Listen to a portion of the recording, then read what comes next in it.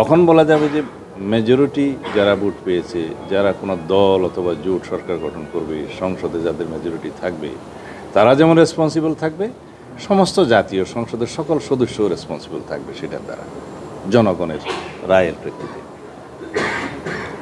এবং এটাও আমরা বলেছি যে যা কিছুই গৃহীত হোক, জাতীয় সংসদে যখন সংশোধনী গ্রহণ করা হবে সংবিধানের, সেখানে কিছু মৌলিক প্রশ্নে এইবার আমরা সম্মত হয়েছি, সেই সংশোধনীগুলো আসবে, যেগুলোর জন্য সাংবিধানিকভাবে অবশ্যই আবার রেফারেন্ডাম করতে হবে আফটার দি অ্যামেন্ডমেন্ট।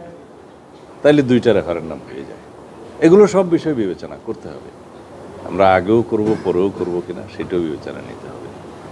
তো সেই জন্য আমরা বলেছি, দেখুন আমরা আলোচনার টেবিলে আছি, আমরা সমাধানের জন্য এক জায়গায় যাওয়ার জন্য প্রতিদিন ইনোভেটিভ আইডিয়াস বা জাতির পক্ষে সমাধানের জন্য আমরা প্রস্তাব দিয়ে যাচ্ছি। এখন যদি এই আলোচনার টেবিলে সমাধান হয়, আমি আশা করি হবে ইনশাআল্লাহ, তাহলে আমরা যে কোনো অসাংবিধানিক প্রক্রিয়াকে আমরা বন্ধ করতে পারব। এবং যেটা আমি আশঙ্কা প্রকাশ করি এবং অনেকেই শঙ্কা প্রকাশ করেছে, যদি এটা আমরা ঝুলিয়ে রাখি, যদি আগামী জাতীয় সংসদ নির্বাচনকে আমরা অনিশ্চিত করি, বাধাগ্রস্ত করি বা বিলম্বিত করি, তাহলে সেইটার বেনিফিশিয়ারি কে হবে? পতিত ফেসিবাদ হবে। সেটার বেনিফিশিয়ারি কী হবে? কোনো রকমের কোনো অসাংবিধানিক শক্তি হবে। তাহলে সেটার পরিণতি কী হবে?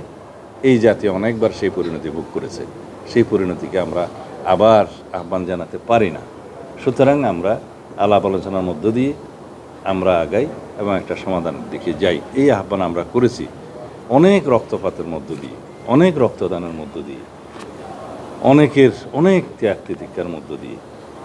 জুলাই গণ অভ্যুত্থানের শহীদদের যে প্রত্যাশা, যে আকাঙ্ক্ষা, সেই আকাঙ্ক্ষা অনুযায়ী আমরা একটা রাষ্ট্র বিনির্মাণ করি, গণতান্ত্রিক রাষ্ট্র বিনির্মাণ করি, আমরা রাষ্ট্র কাঠামো সংস্কার করি এবং আমাদের জাতির প্রত্যাশা, সকল জনগণের প্রত্যাশা পূরণ করি, যাতে আগামী দিনে এমন একটি সরকার প্রতিষ্ঠিত হোক, যাতে করে ভবিষ্যতে যে কোনো রকমের অসাংবিধানিক শক্তি বা স্বৈরাচারী শক্তি বা ফেসিবাদী শক্তি পুনরুত্থানের কোনো সুযোগ না থাকে। সেই জন্যই তো আমরা এই সংস্কার প্রস্তাবগুলো গ্রহণ করছি। ধন্যবাদ।